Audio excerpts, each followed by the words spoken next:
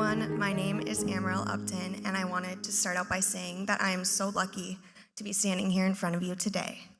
I am no voice for those who feel they don't have one, because I was once that person. Growing up in Fargo, North Dakota with a loving family and a great group of friends was pretty fantastic. I was involved in a variety of activities, including dance, swimming, gymnastics, tennis, church, any new activity I could try. I was involved in clubs and had a multitude of leadership positions that contributed to an otherwise excellent high school experience. My life is exactly what any 16-year-old could want. Unfortunately, a lot of this quickly changed 5 years ago. Without even knowing it was happening, I found myself in an abusive relationship my junior year of high school. This is something that I never thought could happen to me, and at first I was convinced it wasn't happening. Everything started out seemingly perfect, a relationship that I thought would be my forever. In the beginning, signs of love and affection overflowed. I was bombarded with gifts, kindness, and appreciation. However, within weeks of him relocating to another state, and without me even realizing it, I slowly began losing myself.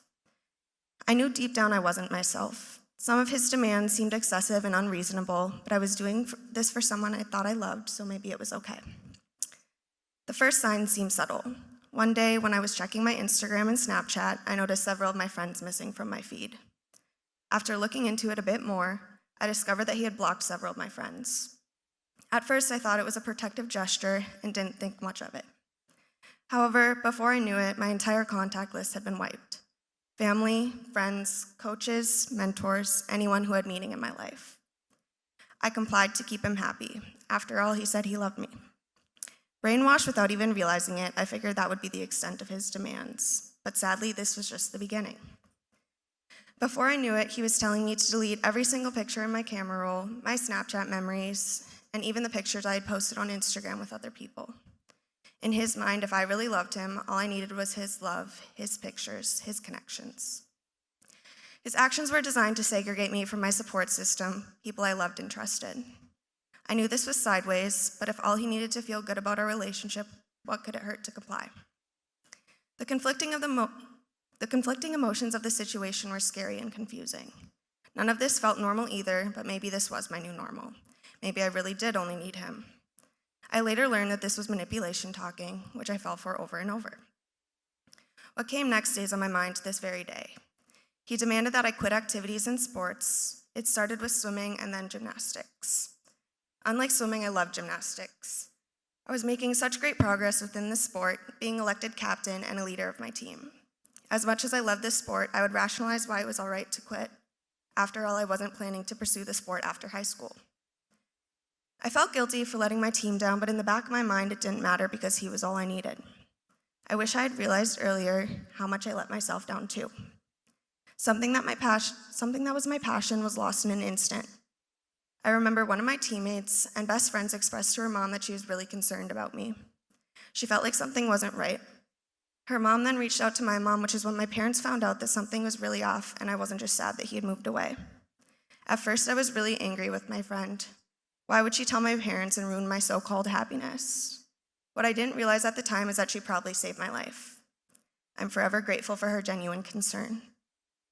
You would not have recognized me back then. As I think about the months in that relationship, I don't either.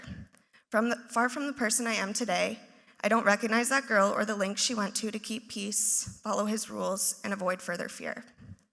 I wasn't showering, brushing my hair, or putting any effort into an everyday routine. I followed his dress code to a T, wearing one specific pair of baggy Under Armour joggers, rotating between two extra-large shirts. I was told I wouldn't enjoy the outcome if I were not to follow his rules. The threats became more and more frequent. He was managing my every move. He was miles away, yet constantly in my space. Every minute of every day was directed. I felt suffocated even walking to class. He also forbid me to talk to anyone, including friends, peers, and even teachers. When I walked to class throughout the day, he required me to FaceTime him. When I didn't, he would yell and berate me. I remember one specific day on FaceTime, I had smiled at someone while passing by. I immediately heard screaming coming from my phone and had instant regret for even smiling. The control became obsessive and constant. Alongside my self-esteem, my grades and school performance suffered too. Once a thriving 4.0 student, my grades plummeted to a 2.1 grade point average. This was far from the stellar track record I was proud of and nothing I could have ever imagined. More and more people in my life started raising concerns. Consumed by his control, I shared my family's concerns with him. After that, segregating me from my friends was not enough. He wanted division and distance between my parents too. He told me I needed to leave my parents' house and stay with my grandparents. He convinced me to make up a story and tell counselors at school that I didn't feel safe at home. This resulted in my parents being brought to the school and my whole life flipping upside down. I stayed at my grandparents for 2 weeks, and that's when the results of the abuse began to surface, and I realized that something really wasn't right. I wasn't even talking to my parents or sister, all of whom loved me and just wanted the real me back. The turning point was when I didn't even go home for Thanksgiving. I had never missed this family holiday. That's when I knew I needed to tell someone and get help, but who? All of my contacts were deleted. I no longer had a phone because it was with my parents, and the only form of communication I had with him was a shared Google Doc on my school computer. Out of some miracle, I remembered one of my teammates' phone numbers. In tears and distraught, I told her everything. I told her I didn't have the courage to end the relationship myself because I feared what he would do. She ended the relationship for me, and in that moment, I felt pounds of weights lifted off my shoulders. I was terrified, I was nervous, I was hopeless, but I knew it needed to be done. My school quickly introduced me to a counselor from the Rape and Abuse Crisis Center in Fargo. I was grateful for the support, but the healing process was slow. It was hard to face the severity of what had transpired so quickly, and as glad as I was to be out of the relationship, I didn't want to get him in trouble. The Sunday after the relationship ended, I went to church for the first time in 8 months. As faith would have it, the lesson was on healing from toxicity and abuse. The pastor asked anyone who needed a healing hand to stand. Although hesitant at first, I stood up, and my dad stood up with me as tears started rolling down my face. In this moment, I knew I was ready to begin my healing process and reshape my life in a direction that I was excited about. When I had the courage, I shared my story on Facebook and Instagram. Several people came forward with similar experiences and asked for help and advice. This is when I knew that the pain that I went through could be a platform that I could share help from. In addition to sharing my experience and leading others to abuse resources, I wanted to personally contribute.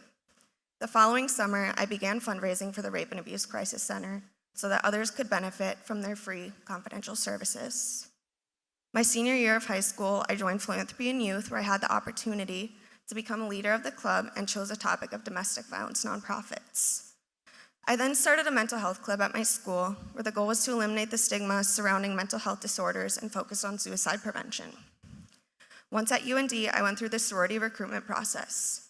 I found a home away from home at Alpha Chi Omega, another organization who shared my passion for domestic violence awareness, its national philanthropy.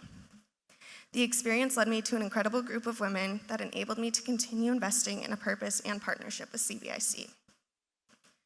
Without organizations like Alpha Chi Omega and CVIC, so many stories would go untold, and so many victims would feel stuck like I once was. When I think about the way my 16-year-old life transitioned from such a scary, confusing place to a community that welcomes me with open arms, I hardly recognize who I was.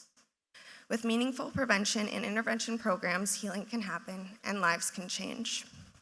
Thanks to organizations like the Rape and Abuse Crisis Center, mine did. Reflecting back 5 years ago, I truly wish that myself and those around me had been more educated on the topic of domestic violence.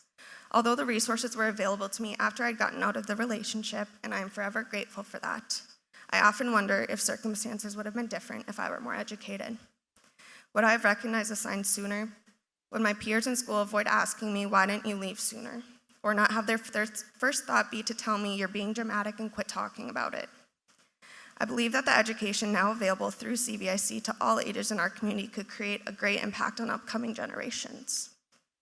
If I would have told 16-year-old me, who thought that her world was ending, that she'd be in a doctorate program and surrounded by people each and every day that love and care about her, she wouldn't have believed it. If you take one thing away from what I've stated today, I want you to know that it's okay to not be okay, it's okay to seek help, and it's okay to feel lost. But it does get better even when it seems impossible. Opportunities are out there waiting for you even if you feel hopeless. Lastly, help those around you, and don't be afraid to speak up because you never know when it can save someone's life. Thank you.